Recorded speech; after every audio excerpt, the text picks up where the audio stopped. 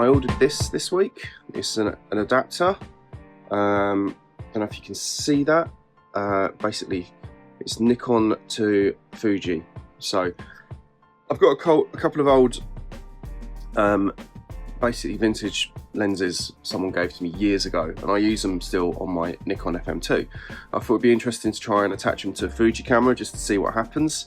But mainly the reason I got it is today I'm going to a dirt track race with my dad, and I've got a ridiculous lens, which I think is a 400mm Vivitar f4 or something, I don't know, but not expecting great things from it, but it's just curiosity and boredom, and I thought I'd test this and see what I get out of it.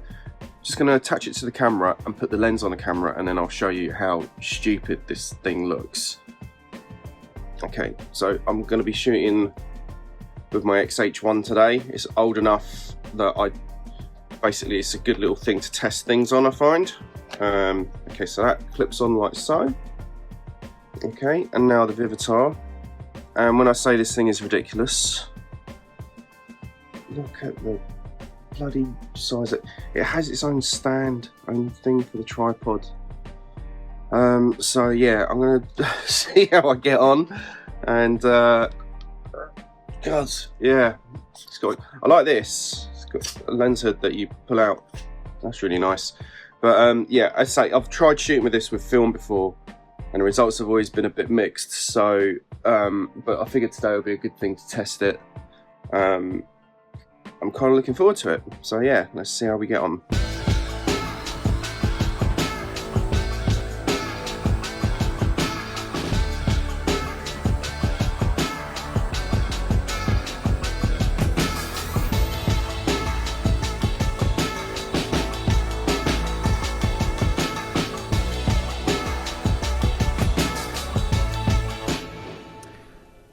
Right, so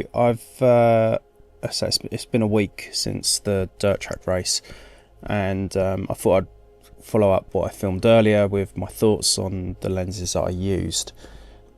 Firstly, the Vivitar 400mm completely surprised me at how good the images came out. I shot a bit of video, as you've already seen, and I found for video is actually quite competent. The thing, and this applies for images as well, the thing that I struggled with was focusing. Like the focus on these vintage lenses, they're all manual focus, and particularly with the Vivitar, it was very stiff, and I found that shooting wide open, it was quite a struggle. So in the end I opted for, I think it was an f22, and I got some images out of that I was really happy with. What I loved about it as well was that you could kind of do the motion focus, not the motion focusing, but the motion blur the background quite easily with that aperture. I was quite surprised at. And also I liked how it picked up all the detail, all the grit, you know, as the bikes went past and all the dirt gets sprayed everywhere. I just love how gritty and kind of, you know, just how rough those images look. There's a certain aesthetic there that I get attracted to when I see it happen. I think, oh, that's going to make an incredible photo. So, like, you know, where the dust and everything goes everywhere, and all you can see is like the riders' helmets like popping through the clouds, and yeah. So I was quite happy with those shots. The lens that blew me away the most, I think, was the Nikon FM. No, what am I saying? The Nikon 105mm f2.5. Now the reason why I said FM is because I bought that lens when I bought my Nikon FM2.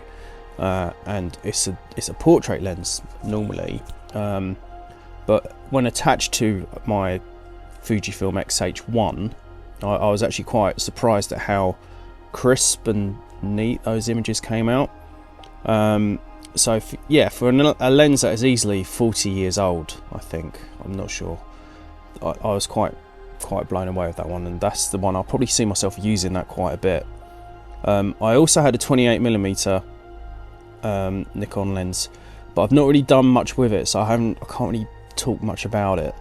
But I can see myself, from what I've tested briefly, I can see myself using it for video potentially.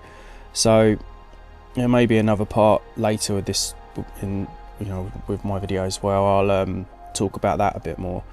But yeah, for the time being, those 2 lenses that I'm mainly testing on day, they blew me away, and I was genuinely pleased with the images that I've got. So yeah, that's all for now. So thanks for watching.